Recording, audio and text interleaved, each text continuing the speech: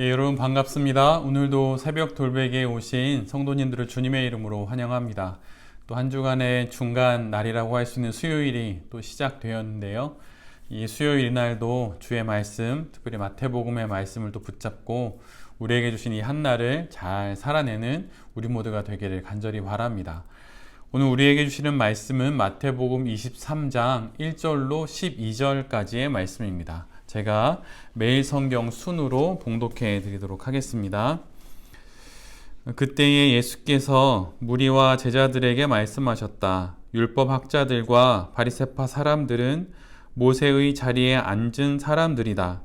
그러므로 그들이 너희에게 말하는 것은 무엇이든지 다 행하고 지켜라. 그러나 그들의 행실은 따르지 말아라. 그들은 말만 하고 행하지는 않는다. 그들은 지기 힘든 무거운 짐을 묶어서 나무의 어깨에 지우지만 자기들은 그 짐을 나르는 데에 손가락 하나도 까딱하려고 하지 않는다. 그들이 하는 모든 일은 사람들에게 보이려고 하는 것이다. 그들은 경문곽을 크게 만들어서 차고 다니고 옷수를 길게 늘어뜨린다. 그리고 잔치에서는 윗자리에, 회당에서는 높은 자리에 앉기를 좋아하며 장터에서 인사받기와 사람들에게 랍비라고 불리기를 좋아한다. 그러나 너희는 랍비라는 호칭을 듣지 말아라. 너희의 선생은 한 분뿐이요 너희는 모두 형제 자매들이다. 또 너희는 땅에서 아무도 너희의 아버지라고 부르지 말아라. 너희의 아버지는 하늘에 계신 분 한 분뿐이시다. 또 너희는 지도자라는 호칭을 듣지 말아라. 너희의 지도자는 그리스도 한 분뿐이시다. 너희 가운데서 으뜸 가는 사람은 너희를 섬기는 사람이 되어야 한다.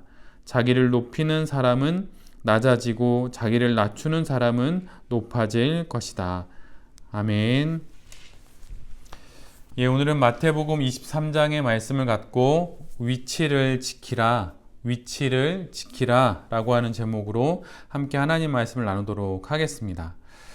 예수님은 마태복음 23장 앞부분까지 여러 논쟁들을 종교 지도자들과 함께 벌이시게 됩니다.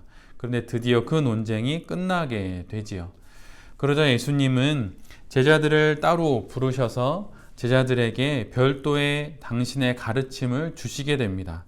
그 가르침의 내용은 종교 지도자들을 본받지 말라는 말씀이었어요.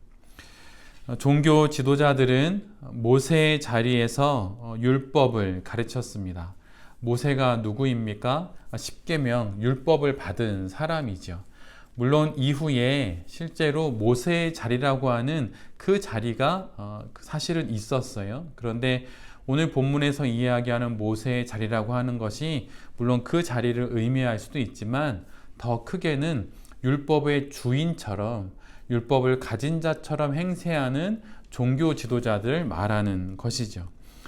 그들은 마치 율법의 주인처럼 행세를 합니다. 그래서 율법을 해석을 하고 율법을 잘 가르치지요. 그러나 그렇게 가르치기만 할 뿐 실제로 그 율법을 지키지는 않았습니다. 그러기에 그들이 율법을 더 잘 가르치면 가르칠수록 그 율법을 행하지 않는 그들의 번드르르한 가르침은 사람들에게 더욱 무거운 짐이 되었고, 그리고 종교 지도자들인 그들에게는 그들의 잘못을 지적하는 그러한 장면이 된 것이지요. 그들 자신은 율법을 지키기 위해 손가락 하나 까딱하지 않았습니다. 그들은 율법을 해박하게 해석하고 정리하였고 사람들에게 가르쳤지만 그것은 실은 사람들에게 무거운 짐을 지우는 것에 지나지 않았어요. 그리고 그들은 율법을 하나도 지키지 않았죠. 또한 그들은 손목이나 이마에 성경 구절을 담은 조그마한 상자를 띠에다 부착을 해서 그거를 띠로 둘렀습니다. 눈에 잘 띄도록 그렇게 폭을 넓게 만들어서 가지고 다니기도 했었어요. 그리고 옷수를 즉 겉 옷단에 달아서 옷수를 늘어뜨려서 사람들의 이목을 일부러 불러일으키기도 하였습니다. 이 종교 지도자들의 모든 행동들은 자신들의 신앙심을 겉으로 드러내어서 사람들이 볼 수 있도록 해서 그들로부터 존경과 또 경의를 받기 위한 것이었습니다. 신앙은 하나님을 향하는 것이죠. 우리가 누구를 믿는다 그러면 당연히 믿는 그 대상을 향하는 것이 신앙일 것입니다. 그런데 종교 지도자들의 신앙은 사람들을 향하고 있었습니다. 예수님이 이 부분을 계속 지적하고 계신 거예요.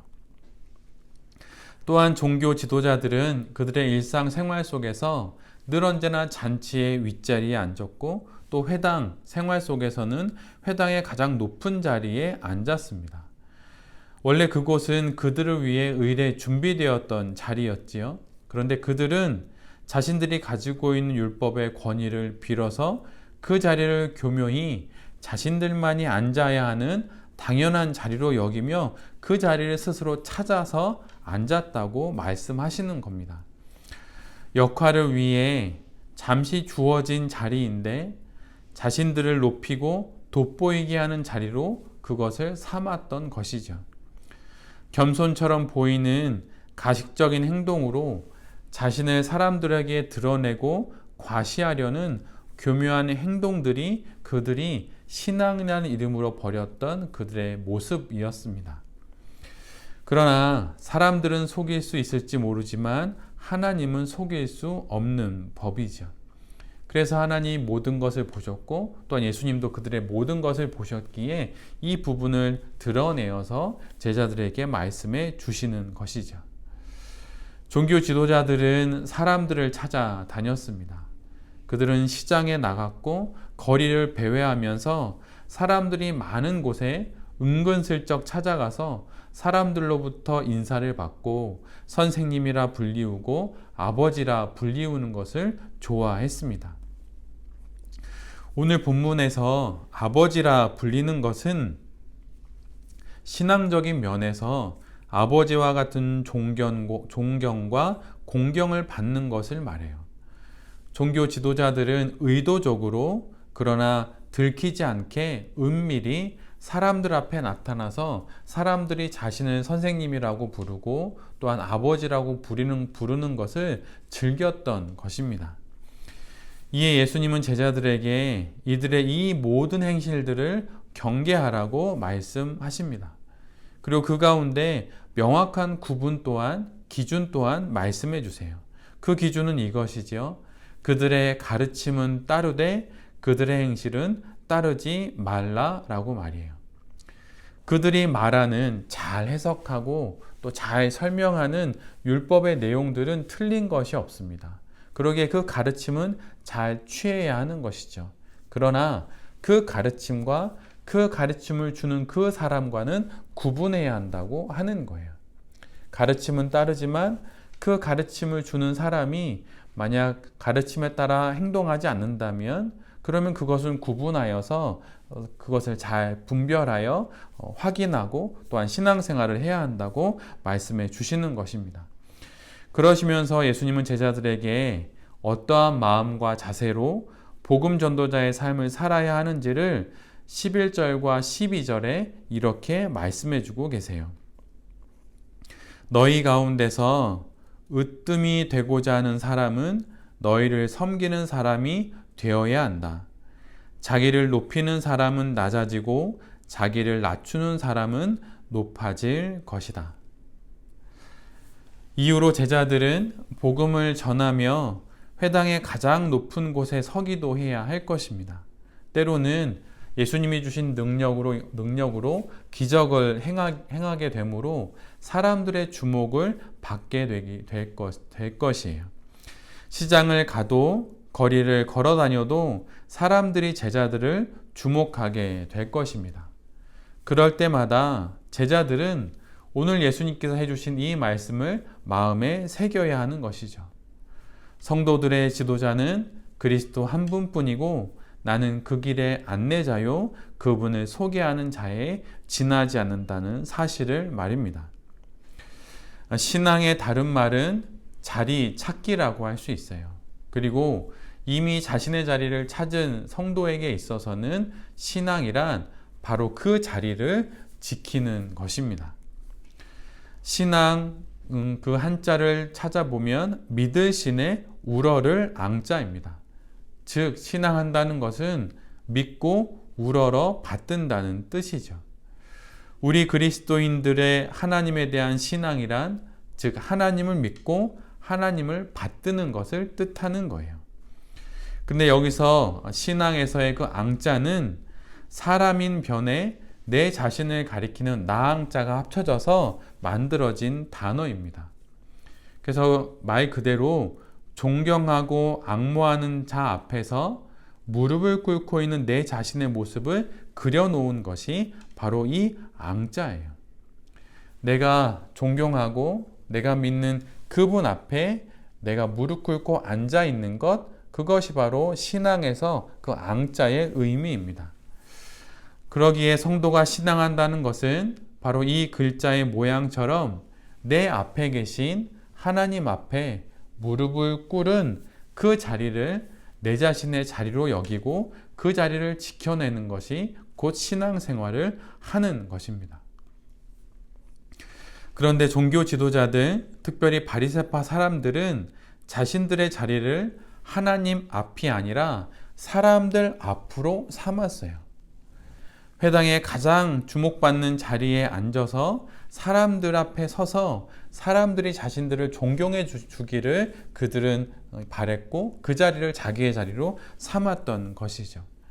잔치의 윗자리를 자신들의 자리로 여겼습니다. 회당에서 가장 높은 자리에 앉기를 또한 좋아했지요. 비록 그들이 앉은 자리는 장소에 따라서 이렇게 윗자리, 또 회당의 높은 자리, 모세의 자리 이렇게 다 다르게 표현하지만 사실 이 모두는 하나의 자리입니다.